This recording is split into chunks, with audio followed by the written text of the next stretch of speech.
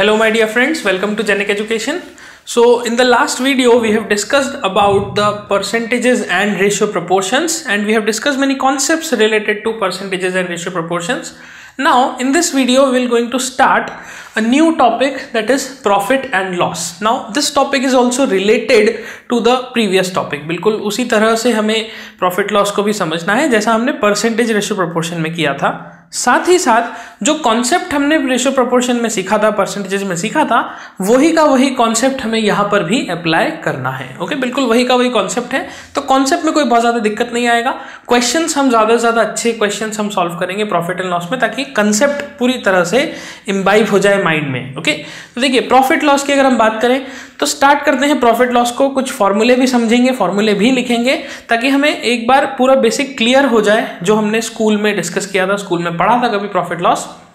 तो चलिए स्टार्ट करते हैं प्रॉफिट लॉस के बारे में।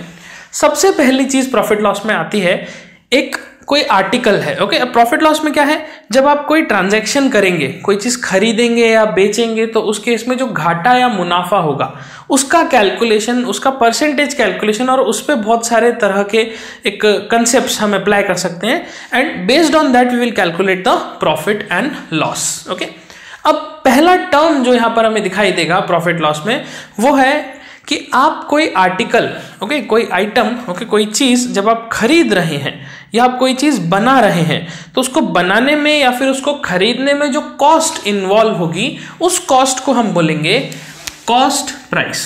ओके, तो कॉस्ट प्राइस क्या है? कॉस्ट प्राइस मतलब वो प्राइस जिस पे आपने एक आर्टिकल को खरीदा या आपने किसी आर्टिकल को मैन्युफैक्चर किया। So that is basically the cost price. Okay, उसके बाद नेक्स्ट टर्म आएगा, अगर आप लेट्स सपोज कोई आपने आर्टिकल खरीदा, उस आर्टिकल को आप बेचना चाहते हैं, तो बेचने के लिए आपने कुछ सोचा होगा कि मुझे इस प्राइस में इस आर्टिकल को बेचना है। ओके, एजम्पशन लिया होगा कि मैं इस आर्टिकल को, मान लीजिए 100 रुपए में कोई आर्टिकल खरीदा था, आप चाहते हो, ऐसी इच्छा रखते हो कि उसे 110 रुपए में बेच दिया जाए। ओके, सो जो प्राइस पे आप बेचने की इच्छा रखते हैं, okay, the price you desire, okay, for selling your article, for selling whatever the item you have, is known as the mark price. उसको हम बोलेंगे मार्क प्राइस, या फिर उसको हम बोलेंगे लिस्ट प्राइस, या फिर उसको बोलेंगे टैग प्राइस, या फिर मैक्सिमम रिटेल प्राइस। ओके, ऐसा कोई भी टर्म हम बोल सकते हैं। हालांकि एमआरपी में टैक्सेशन का कैलकुलेशन भी आता है, बट उसमें हमें नहीं जाना। अभी हम मान लेते हैं मैक्सिमम रिटेल प्राइस मतलब वो प्राइस जिसमें मैं किसी आर्टिकल को बेचने की इच्छा रखता हूं। ओके, देन थर्ड आता है, आपने एक आर्टिकल खरीदा या बनाया, आपने इच्छा रखी कि उसको इतने में बेचा जाए। ओके, और फाइनली वो आर्टिकल जिस अमाउंट में सेल होगा, ओके, वो आर्टिकल जिस अमाउंट में बिकेगा, उस अमाउंट को हम बोलेंगे सेलिंग प्राइस। तो सेलिंग प्राइस क्या है? बेसिकली सेलिंग प्राइस मतलब वो प्राइस जिसमें एक आर्टिकल को सेल किया गया, पूरी तरह से बेच दिया गया जिस प्राइस में, that is known as the selling price. अब देखिए किस तरह से यहाँ पे एक कंसेप्ट है। मान लीजिए मैंने कोई आर्टिकल खरीदा या बनाया 100 रुपए में। ओके, मैंने आर्टिकल बनाया 100 रुपए में, मैंने इच्छा रखी कि नहीं ये आर्टिकल बड़ा यूनिक है, बहुत ही अच्छा है और लोगों को पसंद आएगा, तो मैंने इस आर्टिकल को जो 100 रुपए में बना था, ओके, या खरीदा था मैंने, इस आर्टिकल को मैंने इच्छा रखी मैं 1000 रुपए में बेचूंगा। Okay, so you can see कितना बड़ा डिफरेंस है। मैंने सोचा था 100 रुपए में अगर ये आर्टिकल बना है, तो मेरी इच्छा है कि मैं इसको 1000 रुपए में बेचूं। ये तो मेरी इच्छा है, मेरी इच्छा तो कुछ भी हो सकती है कि 1 लाख में बेच दूंगा, 10 लाख में बेच दूंगा, ठीक है। तो ऐसे मैंने इच्छा रखी कि मैं इसको 1000 रुपए में बेचूंगा। अब क्या हुआ, जो कस्टमर इसे खरीदने आया वो भी थोड़ा चालाक था, ओके, वो भी समझदार था, उसको भी समझ था, वो भी इंजीनियर था कि अगर ये 100 रुपए का आर्टिकल है और इसको 1000 में बेचा जा रहा है, हालांकि उसको कॉस्ट प्राइस नहीं पता, लेकिन उसको आर्टिकल देख के समझ में आ गया कि ये आर्टिकल 1000 रुपए का तो नहीं है, ये आर्टिकल 1000 रुपए का नहीं है, इसकी कीमत 1000 रुपए तो पॉसिबल ही नहीं है, ये तो बहुत ही ओवर प्राइस्ड दिखा रहे हैं। तो उसने आपसे नेगोशिएशन करा, उसने आपसे बार्गेनिंग करी, और बार्गेनिंग करके लेट्स अज्यूम कि वो आर्टिकल आपसे 110 रुपए में खरीद के ले गया। ओके, तो आप देख सकते हैं कि आपने तो सोचा था 1000 में बेचेंगे, बट जो सामने वाला आया वो भी और थोड़ा होशियार था, उसने क्या करा, उसने समझ लिया कि ये आर्टिकल इतने का नहीं है, तो उसने 110 रुपए में आपसे आर्टिकल खरीद लिया। नाउ अब आर्टिकल आपने बनाया 100 रुपए में था, आपने इच्छा रखी थी 1000 में बेचने की, लेकिन अल्टीमेटली बिक गया 110 रुपए में। तो क्या मुझे खुश होना चाहिए यहाँ पे कि हाँ 100 रुपए का आर्टिकल था, 1000 रुपए मैंने टैग लगा के 110 में बेचा? नहीं, ये कोई खुश होने वाली बात नहीं। हम क्या देखेंगे कि ओवरऑल ट्रांजैक्शन कहां पे हुआ, ट्रांजैक्शन हुआ इस कॉस्ट प्राइस पे और इस सेलिंग प्राइस पे। ओके, अगर मैं यहाँ पे मुनाफा देखूं तो क्या मैं मुनाफा 900 रुपए बोलूंगा कि मैंने 100 रुपए का बनाया था, मैंने 1000 रुपए की बेचने की इच्छा रखी थी तो मेरा मुनाफा 900 रुपए हो गया, ऐसा होगा क्या? नहीं, मुनाफा यहां पर हम कैलकुलेट करेंगे बेस्ड ऑन सेलिंग प्राइस। क्या है सेलिंग प्राइस? 110 रुपए। तो देखिए फाइनल ट्रांजैक्शन कहां पे हो रहा है? फाइनल ट्रांजैक्शन हो रहा है कॉस्ट प्राइस से सेलिंग प्राइस में। तो इसका मतलब मार्क प्राइस बेसिकली जो क्वांटिटी है ये तो जस्ट एक वर्चुअल क्वांटिटी है, ये तो जस्ट एक वर्चुअल क्वांटिटी है।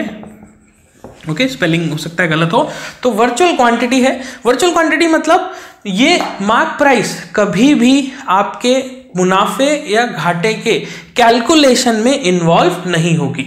ये सबसे बड़ा पॉइंट है, ये सबसे ज्यादा कंफ्यूज करने वाला पॉइंट है कि mark price will never be involve in the calculations of profit और लॉस। मार्क प्राइस क्या है? ये एक वर्चुअल है, ऐसा सोचा गया था, अजम्पशन लिया गया था, लेकिन सेल तो इतने में हो रहा है। तो इसलिए जब भी आप प्रॉफिट की बात करते हैं तो प्रॉफिट का फॉर्मूला होता है selling price minus cost price. Okay, कभी भी यहाँ पे मार्क प्राइस नहीं लिखते हम और कभी भी कैलकुलेशन भी नहीं करते मार्क प्राइस में। हालांकि वो बात अलग है कि मैंने मान लीजिए 100 रुपए में बनाया और 110 रुपए का टैग लगाया और 110 में ही बिक गया, तो क्या हो रहा है कि मार्क प्राइस सेलिंग प्राइस बराबर हो रही है, लेकिन फिर भी सेलिंग प्राइस अपने आप में एक टर्म है अलग और मार्क प्राइस अपने आप में एक टर्म है अलग। क्वांटिटेटिवली अगर देखा जाए तो वो बराबर है, लेकिन उनका जो मीनिंग है, इंटरप्रिटेशन है, वो दोनों बिल्कुल ही अलग अलग है। तो इसलिए प्रॉफिट की वैल्यू हो जाएगी selling price minus cost price. Okay, यहां पर मार्क प्राइस नहीं आती। लॉस की बात करें तो लॉस क्या हो जाएगा? लॉस भी कैलकुलेट होगा based on selling price and cost price, उसमें भी मार्क प्राइस का रोल नहीं होगा। तो लॉस क्या होता है? Cost price minus selling price. Again ये वाला एक सिंपल फॉर्मूला है, ये आपने स्कूल में पढ़ा है। अब दूसरी बात आती है, जैसा हमने प्रॉफिट निकाला उसके बाद आता है percentage profit. Okay, percentage profit. Percentage profit मतलब क्या हुआ कि मुझे कितने प्रतिशत से, कि अगर मेरा जो प्राइस है वो 100 रुपए होता तो उसके ऊपर मुझे कितना गेन होता, that is basically percentage profit. हमने सीखा था परसेंट का मीनिंग क्या होता है। तो उसी तरह से देखिए, अभी मैंने 100 रुपए का आर्टिकल बनाया और अल्टीमेटली बेचा तो 110 रुपए में, तो मुझे 10 रुपए का मुनाफा दिखा कि ठीक है 10 रुपए कमाए। अभी 10 रुपए कमाए किसके ऊपर? मैं कहूंगा कि जो कमाई हुई है, जो प्रॉफिट हुआ है 10 रुपए, वो कॉस्ट प्राइस के ऊपर कमाई हुई है। ओके, हम कॉस्ट प्राइस के नजरिए से देख रहे हैं, कॉस्ट प्राइस के पॉइंट ऑफ व्यू से देख रहे हैं कि हमारा प्रॉफिट कितना निकला है। तो इसलिए परसेंटेज प्रॉफिट क्या हो जाएगा? Selling price minus cost price upon cost price into 100। मतलब कि जब मैं प्रॉफिट का कैलकुलेशन करूंगा तो मेरा बेस वैल्यू क्या रहेगा? Cost price. Okay, this will be my base value, ये होगा हमारा base value. Okay, this will be my base value. Similarly loss के केस में क्या होगा? लॉस के केस में भी हम कहेंगे बिल्कुल यही का यही कॉन्सेप्ट लगेगा कि जब हम परसेंटेज लॉस कैलकुलेट करेंगे, so percentage loss will be based on again cost price. ऐसा नहीं है कि परसेंटेज लॉस सेलिंग प्राइस पे हो जाएगा और परसेंटेज प्रॉफिट कॉस्ट प्राइस पे। हमेशा घाटा या फिर मुनाफा किसके रिलेटिव होने वाला है? जो आपने सामान जिस कीमत में खरीदा था उसके रिलेटिव होने वाला है। ओके, मतलब ऐसा नहीं होगा कि मैं बोलूं कि 100 रुपए में मैंने बनाया, 1000 में इच्छा रखी थी बेचने की, लेकिन 110 में बिका तो मुझे घाटा हो गया। ओके, मैं ऐसा नहीं कहूंगा कि 1000 की चीज 110 में चली गई तो मुझे घाटा हो गया 890 रुपए का। ऐसा नहीं हुआ। क्यों नहीं हुआ? बिकॉज मैंने खरीदा तो उसको 100 में ही था, तो मेरे पास एक्स्ट्रा 10 रुपए ही मिले मुझे इस आर्टिकल को बेचने से। ओके, एक्स्ट्रा 10 रुपए ही मिले, तो इसीलिए मेरा जो परसेंटेज लॉस होगा that will be cost price minus selling price upon cost price into 100। Okay, it will remain as the cost price, क्योंकि ये परसेंटेज प्रॉफिट या परसेंटेज लॉस सिर्फ और सिर्फ कैलकुलेट होता है कॉस्ट प्राइस और सेलिंग प्राइस के बीच में। मतलब जब भी आपको परसेंटेज प्रॉफिट का वैल्यू, कहाँ पे लिखे अपन, यहाँ लिखते थे, अगर आपको परसेंटेज प्रॉफिट और परसेंटेज लॉस कैलकुलेट करना है तो इन दोनों कैलकुलेशंस के लिए हमेशा याद रखिएगा कॉस्ट प्राइस और सेलिंग प्राइस को ही हम कंसिडर करेंगे। We will not going to consider the mark price in case of loss और प्रॉफिट कैलकुलेशंस। ओके, तो ये हो गया परसेंटेज प्रॉफिट परसेंटेज लॉस का आइडिया। अब बेसिकली देखिए हो क्या रहा है, परसेंटेज प्रॉफिट है क्या चीज। मान लीजिए मैंने ये आर्टिकल 100 रुपए में खरीदा था, मैंने चाहा कि इसके ऊपर मुझे 20% का प्रॉफिट हो, ओके, मुझे 20% का मुनाफा हो। तो मैं सेलिंग प्राइस कैसे निकाल रहा हूं, मैं इस कॉस्ट प्राइस का 20% कैलकुलेट करूंगा और इसी में जोड़ दूंगा, ओके। इस कॉस्ट प्राइस का 20% निकाला और इसी में जोड़ दिया, तो मेरी सेलिंग प्राइस आ गई 120 रुपए। अब मान लीजिए 100 रुपए का आर्टिकल था और मैंने देखा कि मुझे इस पे परसेंटेज लॉस जो हुआ है वो 20% का हुआ है, तो सेलिंग प्राइस कितनी होनी चाहिए? हम क्या करेंगे, अगेन इस 100 रुपए का 20% निकालेंगे और ये 20 रुपए इसमें से माइनस कर देंगे, तो ये 100 रुपीज का 20% घटाने से ये आ जाएगा 80 रुपए।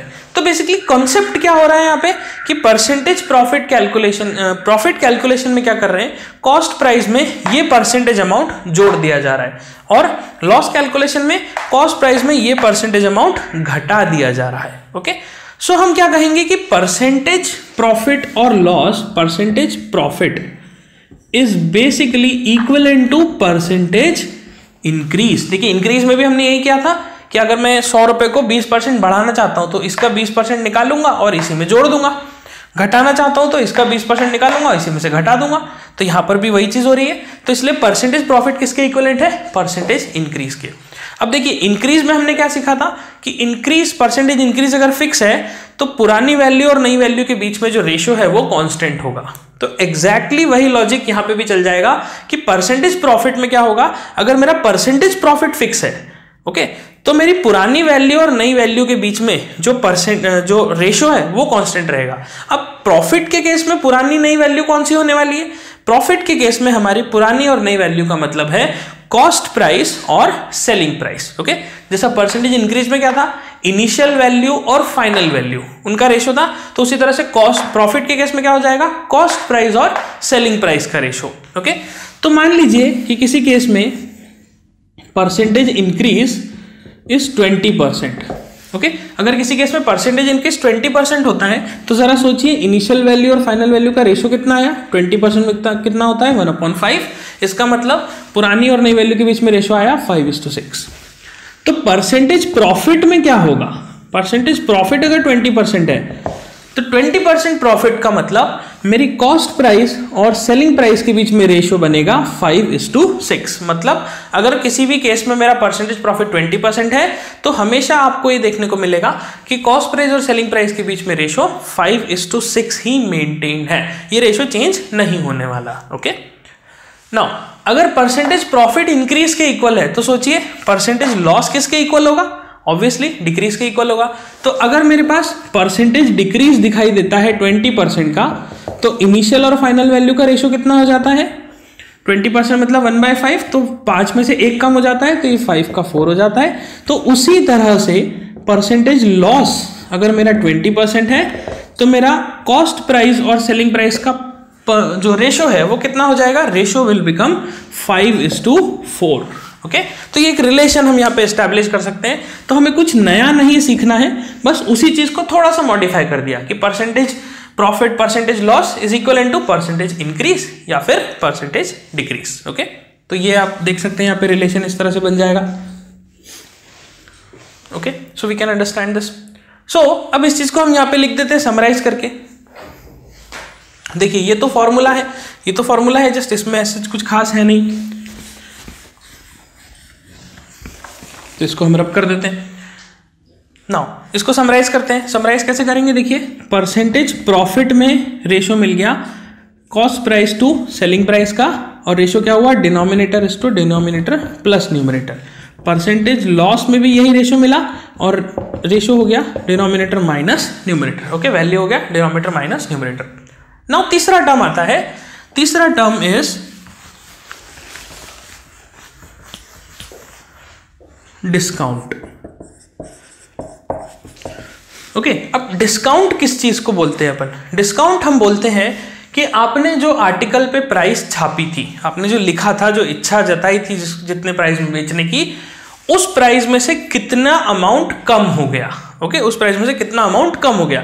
तो अगर मेरी एमआरपी 1000 रुपए थी और मैंने इस आर्टिकल को 900 रुपए में बेचा था, तो मतलब मुझे कितना अमाउंट कम दिखाई दे रहा है, यहाँ पे 100 रुपए कम दिखाई दे रहा है। तो इसका मतलब जो आपका डिस्काउंट है, डिस्काउंट उसका वैल्यू क्या होगा, mark price minus selling price. Okay, discount का वैल्यू होगा mark price minus selling price. उसके बाद परसेंटेज डिस्काउंट क्या होगा? नाउ परसेंटेज डिस्काउंट किस पे हम कैलकुलेट करेंगे? देखिए, मार्क प्राइस के ऊपर ही आप वैल्यू को कम कर रहे हैं, तो आपका बेस वैल्यू क्या हो जाएगा यहाँ पे? Mark price. तो परसेंटेज डिस्काउंट में याद रखिएगा mark price is your base value, तो mark price minus selling price upon mark price times 100, ये हो गया आपका percentage discount. Okay, now discount देते समय हम क्या कर रहे हैं? ये प्राइस है, इसमें कुछ अमाउंट डिक्रीज कर रहे हैं। मान लो मैं इसके ऊपर 20% डिस्काउंट देता हूं, तो इसके ऊपर 20% डिस्काउंट देने से क्या होगा? इसका 20% निकालूंगा और इसी में से माइनस कर दूंगा, तो क्या ये बिल्कुल परसेंटेज डिक्रीज जैसा ही है? हाँ, एग्जैक्टली वही तो है। परसेंटेज डिक्रीज में भी यही करते हैं। इसको अगर 20% घटाना है तो इसका 20% निकालेंगे, इसमें से माइनस कर देंगे। तो डिस्काउंट में भी हम वही कर रहे हैं कि 20% इसका निकालेंगे और इसमें से माइनस कर देंगे। तो अगर हम ऐसा करते हैं तो इसका मतलब है परसेंटेज डिक्रीज है। यहां तक क्लियर हुआ। अब परसेंटेज डिक्रीज तो क्या देता है? Initial value, final value. लेकिन डिस्काउंट के केस में कौन सी इनिशियल वैल्यू है और कौन सी फाइनल वैल्यू? हम कहेंगे डिस्काउंट में ये 1000 रुपए, ये क्या है? ये मेरी मार्क प्राइस है, तो mark price is my initial value. और फाइनली जो डिस्काउंट देने के बाद आता है ये 800 रुपए, ये क्या है? ये सेलिंग प्राइस है। इस प्राइस पे मैं सामान को बेच रहा हूं, तो इसीलिए परसेंटेज डिस्काउंट के केस में यहां पर जो रेशो मिलता है वो मिलता है mark price is to selling price का।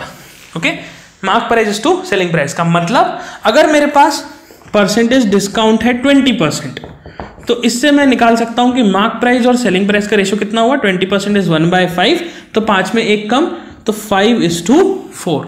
ओके, तो यहां से हम रेशो डिटरमाइन कर पा रहे हैं कि किस तरह से हम दोनों टर्म्स को रिलेट कर सकते हैं और एक रेशो निकाल सकते हैं कि मार्क प्राइस सेलिंग प्राइस में रेशो कितना आता है। तो इसलिए परसेंटेज डिस्काउंट में रेशो हो गया denominator is to denominator minus numerator. Okay, so this is how we can relate. और बेस वैल्यू क्या हुआ डिस्काउंट के लिए? Mark price. तो यहां पे लिख देते हैं हम मार्क प्राइस क्या है? It is the base value for discount और percentage discount. Okay, this is the base value for percentage discount.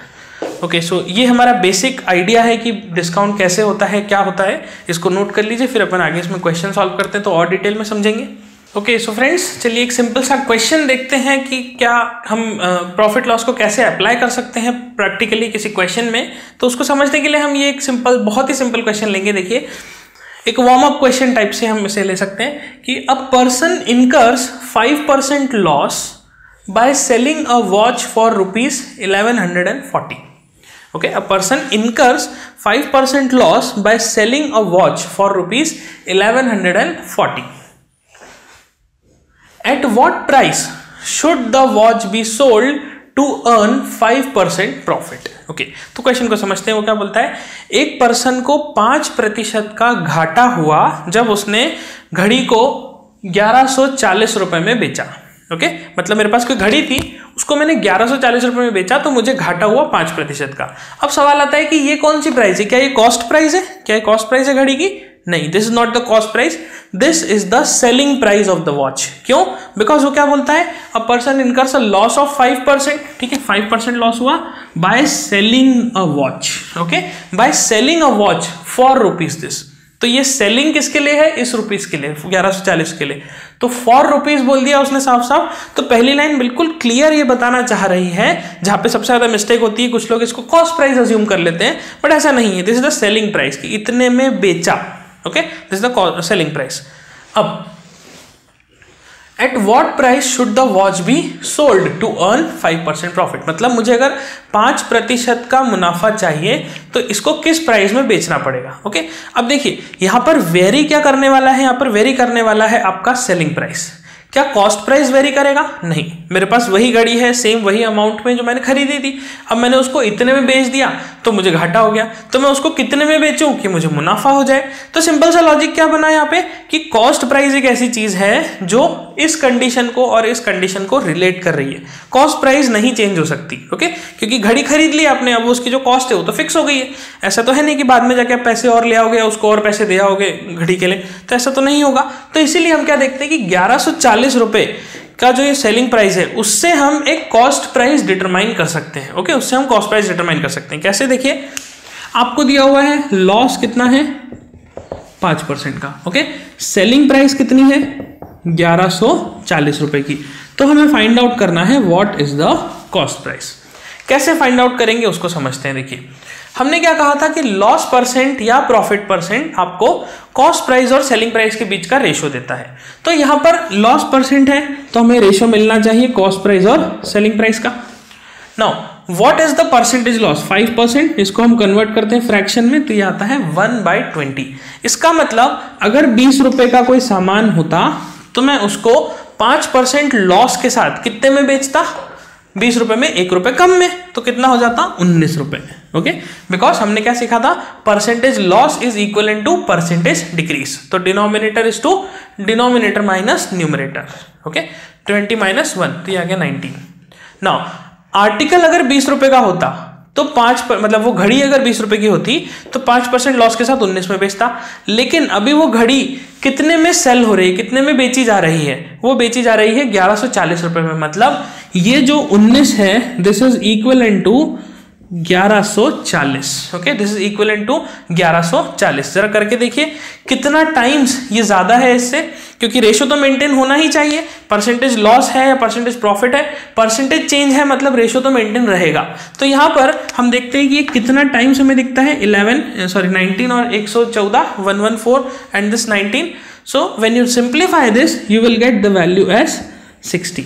Okay, 19 4 times is 114 and then 0 so 60। तो अगर सेलिंग प्राइस ही 60 टाइम्स है यहाँ पे तो रेशो के हिसाब से कॉस्ट प्राइस भी 60 टाइम्स होके 1200 रुपए होनी चाहिए। ओके, 1200। इसका मतलब हमें ये पता चल गया कि इस आर्टिकल को खरीदने के लिए कॉस्ट कितनी लगी थी? 1200 रुपए। अब क्या इच्छा है मेरी? अब क्वेश्चन बोलता है आगे, at what price should the watch be sold? मतलब किस कीमत पे मैं इस वॉच को बेचूं कि मुझे 5% का मुनाफा हो जाए। तो 5% के मुनाफे के लिए क्या करूंगा? इसी के ऊपर 5% का मुनाफा ऐड कर देता हूं। तो आप चाहे तो फ्रैक्शंस लिख के कर लीजिए, मतलब इस तरह से। आप चाहे तो डायरेक्टली ऐड कर लीजिए। तो 1200 रुपए का 5% आप कैसे निकालोगे? ओरली कैसे निकालेंगे? देखिए 1% कितना होगा? 2 जीरो हटा देते 12 रुपए। तो 5% कितना हो गया? 12 इंटू 5 दैट इज 60 रुपए। तो इजीली हम कह सकते हैं कि 60 रुपए का मुझे यहाँ पर मुनाफा दिखाई देता है। तो 1200 प्लस 60 ये आ गया 1260 रुपए। मतलब इस घड़ी को जब मैंने 1140 रुपए में बेचा था तो 5% का लॉस था। क्यों? ऐसा क्यों हुआ था? बिकॉज मेरी कॉस्ट प्राइस 1200 रुपए आ रही थी और मैं उसको बेच रहा था 1140 में। तो ऑब्वियसली बात है लॉस तो होगा ही होगा। अब मैं चाहता हूं कि इसी सेम घड़ी को मैं मुनाफे में बेचूं, मैं 5% प्रॉफिट में बेचूं। तो क्या करूं? इसके ऊपर इसी का 5% निकालते हैं और इसी में जोड़ देते हैं। So you will ultimately get 1260 rupees. 1260 is your final selling price for achieving a profit percent of 5। Okay, so ये नोट कर सकते हैं क्वेश्चन। फ्रेंड्स चलिए नेक्स्ट क्वेश्चन डिस्कस करते हैं। नेक्स्ट क्वेश्चन क्या कहता है? The cost price of 21 articles is equal to selling price of 18 articles. Okay, मतलब मैं 21 आर्टिकल्स जिस कीमत में खरीद रहा हूं उतनी ही कीमत में 18 आर्टिकल्स बेच रहा हूं। फॉर एग्जांपल ये पेन, मैंने ये पेन खरीदे तो 21 पेन खरीदे कुछ अमाउंट में, ओके लमसम अमाउंट में, और उतने ही अमाउंट में मैंने क्या करा? मैंने सिर्फ 18 पेन बेचे, 18 आर्टिकल्स बेचे। तो आपको बताना है कि find what is my gain और what is my loss percent. तो मुझे गेन हुआ या लॉस हुआ? तो सबसे पहला पॉइंट तो यही समझिए कि मुझे मुनाफा होगा या घाटा होगा। तो जरा इमेजिन कीजिए मैंने 100 रुपए खर्च करे लेट्स अज्यूम और 21 आर्टिकल्स खरीद लिए। ओके, और फिर उसी 100 रुपए में मैंने क्या करा? 18 आर्टिकल्स बेच दिए। किसी से 100 रुपए लिए और 18 आर्टिकल बेच दिए। तो मुझे मुनाफा होगा क्या? ऑब्वियसली मुझे मुनाफा होगा। व्हाई? बिकॉज जो कीमत 21 आर्टिकल्स की खरीदने में लगी थी उसको बेचने के लिए मैंने सिर्फ मतलब उतने ही कीमत में मैंने क्या करा? सिर्फ 18 आर्टिकल्स बेचे। मतलब हर बार मैं 3 आर्टिकल्स को बचा रहा हूं, हर बार मैं 3 आर्टिकल ज्यादा कमा पा रहा हूं। Okay, this is how we can see. तो इसका मतलब डेफिनेटली मुझे मुनाफा हो रहा है। कितना मुनाफा हो रहा है वो कैलकुलेट करते हैं। देखिए अगर एक आर्टिकल की कॉस्ट प्राइस को मैं सीपी बोलता हूं और एक आर्टिकल की सेलिंग प्राइस को मैं एसपी बोलता हूं तो मुझे दिखेगा कि 21 आर्टिकल्स की कॉस्ट प्राइस हो जाएगी 21 सीपी और 18 आर्टिकल्स की सेलिंग प्राइस हो जाएगी 18 सीपी। नाउ ये दोनों वैल्यूज बिल्कुल बराबर है। Okay, this two values are equal. Now what you can do, you can write it as CP upon 18 is equals to SP upon 21, ऐसा क्रॉस मल्टीप्लीकेशन करके। Now you can simplify this, तो हो जाएगा CP upon, अब 18 और 21 है इनको हम कैंसिल आउट कर देते हैं तो 6 3 टाइम्स हो जाएगा। Okay, and this is 7 times. Okay, 3 6 are 18 and 7 3s are 21. So CP upon 6 is equals to SP upon 7. Now ये चीज क्या आ गई? This is basically the ratio of cost price to selling price. So CP to SP का ratio आ गया 6:7. Okay, अब हमने क्या सीखा था कि अगर परसेंटेज प्रॉफिट या परसेंटेज लॉस की बात करें तो उससे कोई फर्क नहीं पड़ता कि सीपी कितना है और एसपी कितना है. What matters is the ratio. If the ratio is fixed it means the percentage profit और percentage loss will be fixed. और the reverse is also true कि अगर परसेंटेज फिक्स है तो रेशियो फिक्स रहेगा. तो हम यहाँ पे देखते हैं आर्टिकल की प्राइस 6 रुपये 7 रुपये भी हो सकती है, 60 रुपये 70 रुपये भी हो सकती है, 600 रुपये 700 रुपये भी हो सकती है, कोई फर्क नहीं पड़ेगा, but ratio will remain same. तो अगर मैं कहता हूँ आर्टिकल की प्राइस 6 रुपये है और कॉस्ट प्राइस 6 रुपये और सेलिंग प्राइस 7 रुपये है, तो कितना मुझे यहाँ पे मुनाफा दिखता है? 1 रुपये का. किस पे दिखता है मुनाफा? 6 रुपये पे. तो 1/6 टाइम्स 100 जो क्या आएगा 16.66%. ओके, मतलब मुझे इस तरह की एक्टिविटी करने से 16.66% का प्रॉफिट होगा. Okay, so this is how you can calculate the percentage profit. Okay, so friends चलिए अगला क्वेश्चन डिस्कस करते हैं. नेक्स्ट क्वेश्चन कहता है a vendor bought potatoes at 6 for ₹10 and sold them for 4 for ₹6. Okay, मतलब एक vendor ने क्या करा, पोटैटोज खरीदे. किस तरह से खरीदे? 6 पोटैटो 10 रुपए के, इस रेट से खरीदे कि 6 पोटैटो की कीमत आएगी 10 रुपए. ओके, और फिर उन्हें बेचा किस तरह से? 4 पोटैटो 6 रुपए में बेचे. ओके, हर 4 पोटैटो की कीमत क्या रखी? 6 रुपए सेल करने की. तो आपको बताना है कि उसका गेन परसेंट है या लॉस परसेंट है. तो गेन हो रहा है या लॉस हो रहा है, इस तरह से हमें कैलकुलेट करना है. अब देखिए हम क्या सोचते हैं कि अगर 6 पोटैटो 10 रुपए के खरीदे, ओके, और 4 पोटैटो 6 रुपए के बेचे, तो एक पोटैटो की कीमत कितनी हो गई? 6 पोटैटो की कीमत 10 रुपए, तो एक पोटैटो की कीमत हो गई 10/6. और बेचते समय 4 पोटैटो की कीमत 6 रुपए थी, तो एक पोटैटो की सेलिंग प्राइस हो गई 6/4. तो ये आ गई सेलिंग प्राइस, ये आ गई कॉस्ट प्राइस.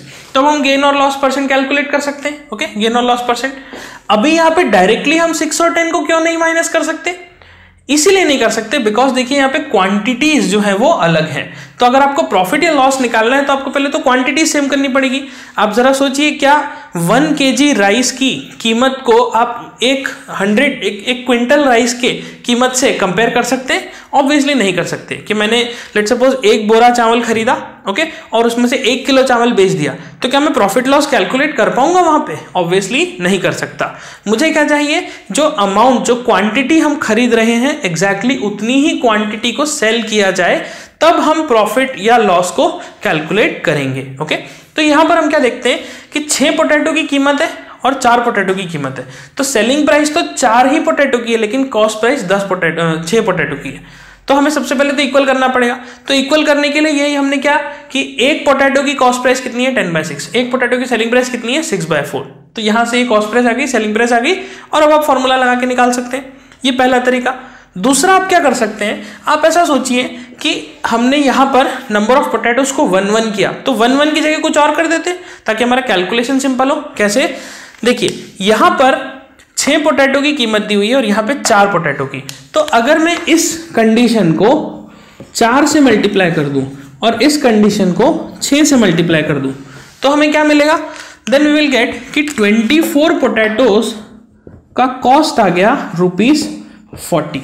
ओके, 24 पोटैटोज का कॉस्ट कितना आ गया? ₹40. और 24 पोटैटोज का ही सेलिंग प्राइस कितना आ गया? ₹6 × 6 दैट इज 36. ओके, तो आप देख सकते हैं 24 पोटैटोज का कॉस्ट प्राइस आ गया 40, 24 पोटैटोज का सेलिंग प्राइस आ गया 36. इसका मतलब मुझे लॉस हुआ कि प्रॉफिट हुआ? ऑब्वियसली लॉस हुआ 24 पोटैटो पे. तो यहाँ पे देख सकते हैं लॉस कितना हुआ? 4 रुपए का. किस पे हुआ? 40 रुपीज पे, because this is the cost and this the sale price. 4 रुपए का लॉस हुआ 40 रुपए पे into 100. So your loss percent is 10%. Okay, मतलब मुझे 10% का लॉस हुआ. और आप इसको कैलकुलेट करेंगे सीपी और एसपी लेके, तब भी यही आंसर आएगा. बस फर्क क्या हुआ यहाँ पे कि ये फ्रैक्शंस बन गए. फ्रैक्शंस को सिंप्लीफाई करने में थोड़ा सा चैलेंज हो जाएगा, तो हमने फ्रैक्शंस को हटा के क्या करा, इन दोनों को डायरेक्टली एक ऐसी वैल्यू में कन्वर्ट कर दिया ताकि फ्रैक्शंस हट जाए और ये बेस भी सेम हो जाए, अमाउंट ऑफ जो पोटैटोज है वो सेम हो जाए. तो यहाँ देख सकते हैं आप 24, और यहाँ पे हमने इजीली कैलकुलेट कर लिया क्योंकि ये तो ओरल कैलकुलेशन हो जाएगा. ओके, सो इस तरह से आप इस क्वेश्चन को सॉल्व कर सकते हैं, नोट कर लीजिए। ओके सो फ्रेंड्स, चलिए नेक्स्ट क्वेश्चन पे मूव करते हैं। नेक्स्ट क्वेश्चन कहता है What will be the gain percent if adulteration is 33.33% and the mixture is sold at cost price? अब यहां पे सबसे पहले समझते हैं कि what is the meaning of adulteration? Adulteration का मतलब होता है मिलावट, कि आपने किसी चीज में कुछ मिलावट करी। जैसा कि आपने सुना होगा जो मिल्क होता है उसमें हम पानी मिला देते हैं, ठीक है, जो मिल्कमैन होते हैं जनरली वो पानी मिला देते हैं उसमें, या फिर लेट सपोज रेड पेपर है, जो लाल मिर्च होती है उसमें ईंट को पीस के मिला देते हैं, जो ब्रिक्स होती हैं उनको पीस के मिला देते हैं। So this is like an adulteration, we are mixing something foreign, okay, this like a doping inside the pure substance. Okay, so what we can see here कि यहां पर वो क्वेश्चन में बोलता है कि क्या मुनाफा होगा, मुझे कितना मुनाफा होगा अगर मैंने एडल्ट्रेशन किया, कितना 33.33% एडल्ट्रेशन करने पर। ओके, और क्या किया साथ में, मैंने मिक्सचर को कॉस्ट प्राइस पर बेचा, I sold the mixture at cost price. Okay, cost price पर बेचा मतलब क्या, इसको सबसे पहले समझते हैं कि मैंने क्या देखा कि बाजार में जो मिल्क का कीमत है, ओके, लेट सपोज वो बाजार में बिकता है ₹100 पर लीटर में। ओके, हम अज्यूमिंग कि मिल्क जो है वो से ₹100 पर लीटर में सेल हो रहा है। अब मिल्कमैन ने क्या करा, मिल्कमैन ने ये मिल्क खरीदा ₹100 पर लीटर का। ओके, खरीदने के बाद क्या करा, उसमें पानी मिलाया, और पानी कितना मिलाया, 33%, 33.33%। नाउ 33.33% कितना होता है फ्रैक्शन में, जरा बताइए जल्दी से। इट इज 1/3, 1/3 फ्रैक्शन में 1/3 33% होता है। मतलब कि जो मिल्क आप मिल्कमैन से ले रहे हो, ओके, जो मिल्क आप मिल्कमैन से ले रहे हो उसमें 33% का एडल्ट्रेशन है। Okay, the milk that you are taking from the milkman is 33% adulterated.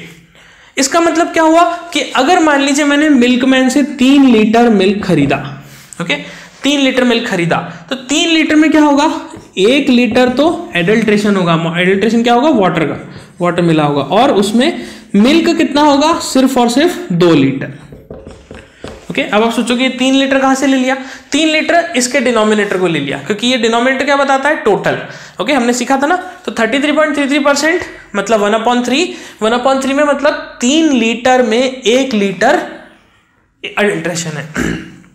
3 litre में 1 लीटर क्या है, एडल्ट्रेशन है। ओके, एडल्ट्रेशन है, मिलावट है। तो बचा हुआ 2 लीटर क्या हुआ, 2 लीटर प्योर सब्सटेंस हो गया, मतलब मिल्क हो गया। ओके, अब जरा सोचिए, अगर कोई मिल्कमैन है, उसने 100 रुपए लीटर से दूध खरीदा, उसमें पानी मिलाया और आपको बेचने आया, आपने उस मिल्कमैन से 3 लीटर मिल्क खरीद लिया। ओके, आपने 3 लीटर खरीदा और आपने उसको पेमेंट कितना किया, आपने पेमेंट करा उसको कॉस्ट प्राइस। ओके, आपने क्या कहा, मिल्कमैन ने क्या कहा कि मैं खुद 100 रुपए में ही खरीद रहा हूं और मैं आपको भी 100 रुपए में ही बेच रहा हूं, तो आपके लिए कॉस्ट प्राइस क्या हुई, 100 रुपए। तो आपने ये 3 लीटर मिल्क के लिए मिल्कमैन को पेमेंट करा 300 रुपए का। ओके, मिल्कमैन को पेमेंट करा 300 रुपए का।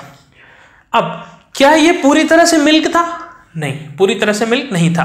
तो आपको मिल्कमैन ने एक्चुअल में इसमें मिल्क कितना दिया, मिल्कमैन ने आपको सिर्फ 2 लीटर मिल्क दिया। ओके, और 1 लीटर तो क्या था, पानी, तो पानी तो फोकट का था। तो उसने क्या करा, इस 2 लीटर मिल्क में 1 एक्स्ट्रा लीटर पानी मिलाया। तो इसका मतलब मिल्कमैन को ये 3 लीटर दूध का खर्चा कितना पड़ा। ओके, उस मिल्कमैन को ये 3 लीटर दूध कितने का पड़ा, उसको पड़ा ₹200 का। क्यों, ऐसा क्यों हुआ, 200 का क्या पड़ा, बिकॉज इसमें मिल्क तो सिर्फ 2 ही लीटर है ना, पानी तो फ्री में लिया उसने, पानी तो उसने फ्री में उठाया, 2 लीटर मिल्क लिया, उसमें मिक्स कर दिया। तो अल्टीमेटली मिल्कमैन के पास से सिर्फ 2 लीटर्स का ही मिल्क गया है और आपको 3 लीटर मिल रहा है, बिकॉज 1 लीटर उसमें पानी एक्स्ट्रा मिक्स हो गया है। तो आपसे तो 300 रुपए ले लिए, लेकिन उसका खर्चा लगा 200 रुपए। तो आप देखिए 200 रुपए की चीज 300 में बेच रहा है, तो मुनाफा 100 रुपए का तो हो रहा है यहाँ पे। ओके, प्रॉफिट जो है वो 100 रुपए का तो दिख ही रहा है हमें। तो परसेंटेज प्रॉफिट कितना हो रहा है, 100/200 इंटू 100, ये हो गया मुनाफा। ओके, कितना, 100/200 into 100, that is 50% profit. Okay, मतलब यहाँ पे आप देख सकते हैं कि अल्टीमेटली हो क्या रहा है कि मिल्कमैन आपको तो बोल रहा है मैं कॉस्ट प्राइस में सेल कर रहा हूँ, ओके, लेकिन एक्चुअल में क्या हो रहा है, उसने उस 2 लीटर मिल्क में 1 लीटर पानी मिक्स कर दिया था, तो इस पानी की कॉस्ट उसको बच रही है। तो पानी की कॉस्ट कितनी है, जितना यहाँ पे मिल्क की कॉस्ट दिख रही है, देखिए 100 रुपए, ओके, 1 लीटर का कीमत कितना है 100 रुपए, तो एक्जैक्टली वो 100 रुपए कमा रहा है हर 200 रुपए के ऊपर, तो इसलिए profit percentage 50%। Okay, so you can note this.